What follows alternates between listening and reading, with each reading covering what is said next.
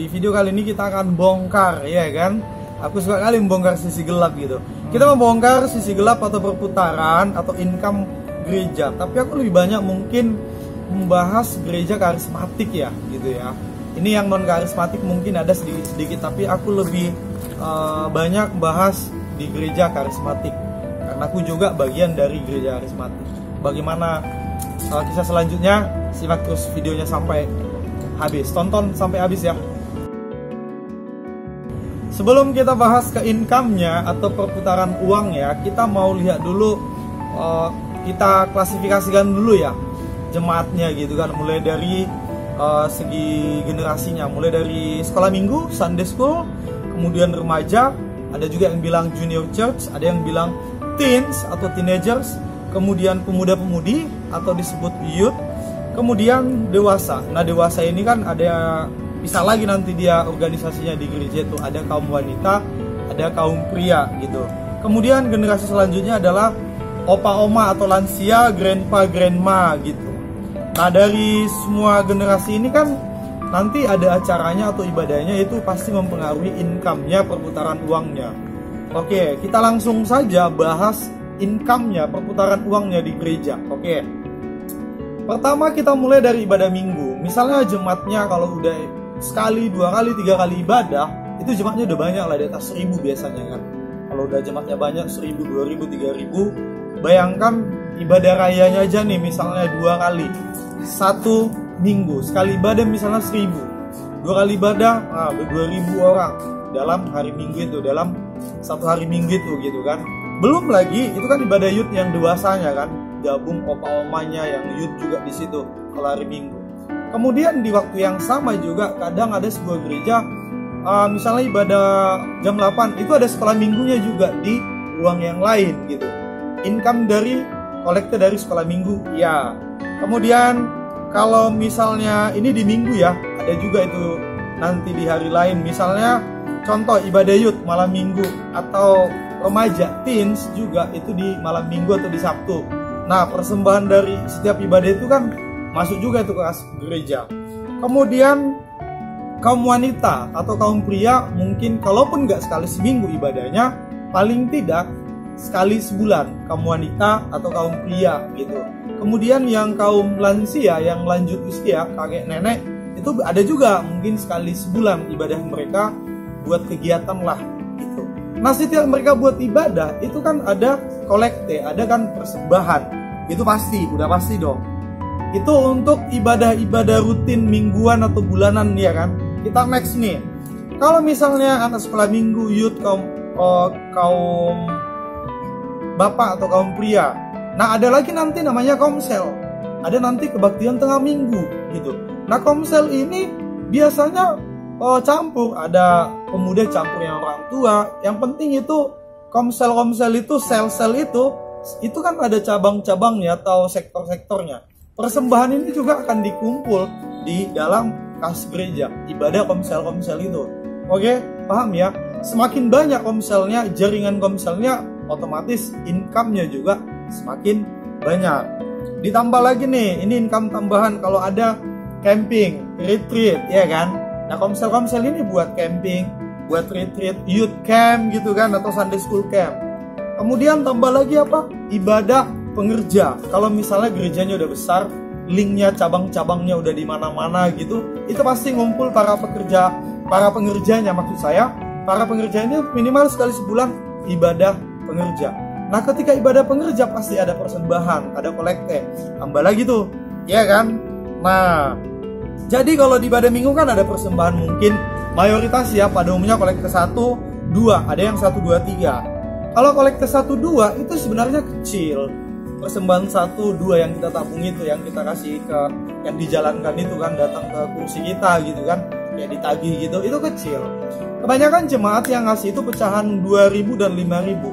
Pecahan terbanyak kolekte di gereja itu pecahan 2000, karena saya sering ngumpulin atau bongkar persembahan waktu saya pelayanan di gereja-gereja dimanapun, atau organisasi persekutuan doa, itu PI, PDO gitulah.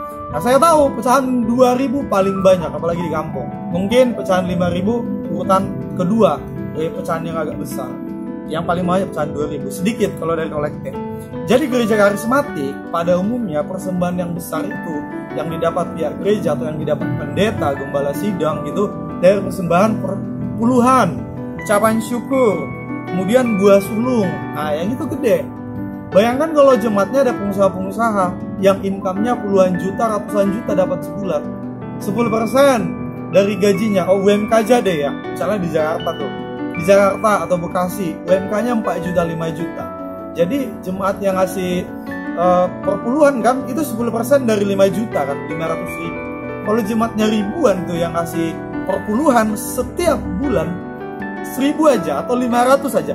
Kalian kalikan aja deh, 500.000 dikali kalau ada 100 orang jemaatnya rutin ngasih perpuluhan, itu udah berapa? Ini kalau gajinya UMK, anak-anak PT yang kerja di kantoran, yang di office gitu kan, operator, guru yang kayak di Batam 4,5 UMK sekarang. Bagaimana dengan pebisnis, pengusaha yang gajinya sampai puluhan juta, ratusan juta gitu, 10% dari penghasilan income dia itu, nah itulah terbesarnya. Di samping itu saya tambahin lagi ya, wedding itu mendatangkan income buat gereja. Pasti paling tidak ucapan syukur atau persembahan khusus buat gembala sidangnya. Kemudian ya gereja kadang mendesain, ini khususnya karismatik kalau di kota-kota ya aku lihat. Kalau di kampung mungkin sebagian nggak gitu, nggak malah bayar. Paling tidak si pengantin pasti spending money, bayar ucapan syukur ke pendetanya, ngasih uang lah gitu. Kemudian apa ya, dekorasi di gereja itu kalau di kota-kota itu kita bayar, tergantung bagusnya, tergantung permintaan si pengantin. Kadang 500, kadang 1 juta, bayar lagi. Nah gitu kan. Nanti konsultasi pernikahan, bimbingan konseling pernikahan itu bayar lagi, ada lagi yang mau dibayar. Paling tidak ada yang nanti bukunya, atau buku paketnya, atau buku panduannya, bayar lagi gitu.